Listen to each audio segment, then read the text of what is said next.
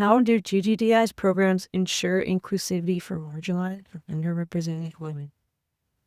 Just developing the system that people have access to care regardless, if you can. I think about so I live in not really a small city. Well, I guess it is a small city. It's about 110,000 people. So it's not like ginormous, but our whole region, I think, is something like 250,000 people or something like with all of our communities. But if you think our center's big, but there's so many people out in the outer skirts, it's just to make sure that, that they have access to telemedicine or for travel. Like we're very fortunate in Ontario. Like my husband couldn't get a rheumatologist here. So we traveled to Southern Ontario to see his rheumatologist and where he gets his care. And we have what's called the Northern Travel Grant. So in our province, if you can't access care in your region, the government will pay for your travel and your accommodations for you to receive care elsewhere. So making sure that, those kind of systems keep up with the cost of living so that people, and maybe speed up the payment plan. So instead of,